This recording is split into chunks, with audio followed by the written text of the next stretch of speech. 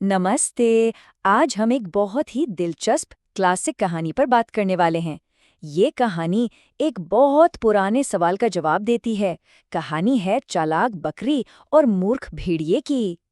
तो चलिए सीधे उस सवाल से शुरू करते हैं जो इस पूरी कहानी की कह सकते हैं नींव है, ताकत और समझदारी। अगर इन दोनों के बीच टक्कर हो तो आखिर जीत किसकी होती है? ये कहानी हमें इसी सवाल के जवाब की तरफ ले जाएगी। हर कहानी का एक हीरो होता है ना? तो चलिए सबसे पहले मिलते हैं इस कहानी के हीरो से, जो है एक बहुत ही समझदार बकरी।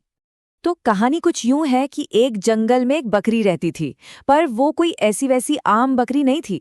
वो बहुत ज्यादा चालाक और साथ ही बहादुर भी थी। और ये दो बातें याद रखिएगा, क्योंकि यही गुण आगे चलकर कहानी में बहुत बड़ा रोल प्ले करने वाले हैं।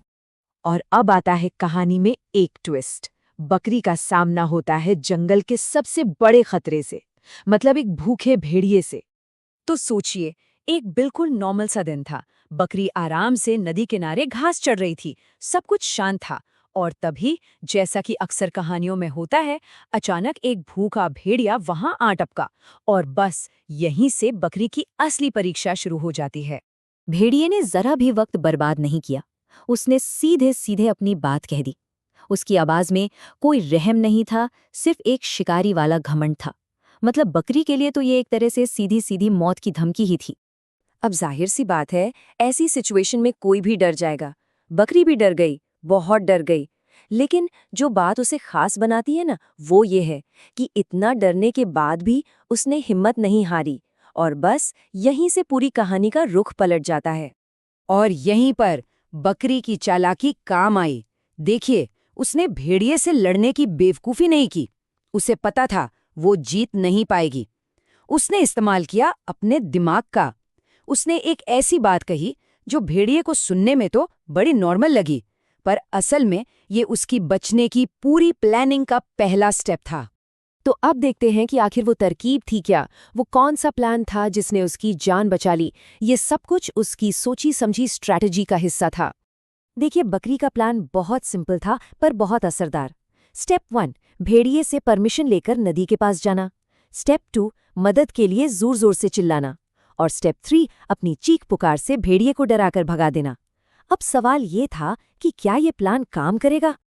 और कमाल देखिए, प्लान ने ठीक वैसा ही काम किया जैसा बकरी ने सोचा था।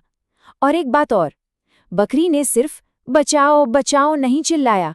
नहीं, उसने चालाकी से चिल्लाया, शिकारी आया है, शिकारी आया है। अब ये सुनकर तो जंगल के दूसरे जानवर भी घबरा गए और अपनी जान बचाने के लिए उसी तरफ दौड़ पड़े। अब सोचिए भेड़िए की हालत। वो तो आया था एक बकरी का शिकार करने, लेकिन उसे क्या पता था कि उसे इतने सारे जानवरों का सामना करना पड़ जाएगा। अचानक इतनी भीड़ देखकर शिकारी खुद शिकार बनने से डर गया और बस वहां से दुम दबाकर भाग गया।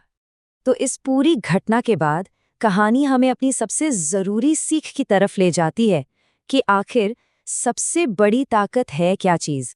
तो देखिए, एक तरफ था भेड़िया जिसके पास था फिजिकल स्ट्रेंथ, मतलब शारीरिक बल। और दूसरी तरफ थी हमारी बकरी जिसके पास थी मेंटल स्ट्रेंथ, यानी समझदारी। और इस लड़ाई में जीत किसकी हुई? जाहिर है, समझदारी की। और कहानी की सीख भी बकरी के इसी काम से निकल कर आती है कि मुश्किल वक्त में डर कर बैठने से कुछ नहीं होता, बल्कि समझदारी से, सूझबूझ से काम लेने से ही जान बचती है।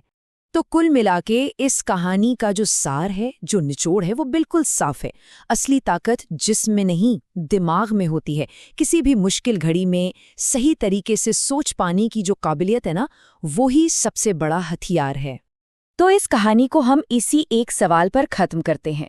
हाँ, बकरी ने भेड़िए को हरा दिया, पर क्या सच में दिमाग हर तरह की ताकत को, हर तरह के बल को मात दे सकता है? इस पर सोचिएगा जरूर।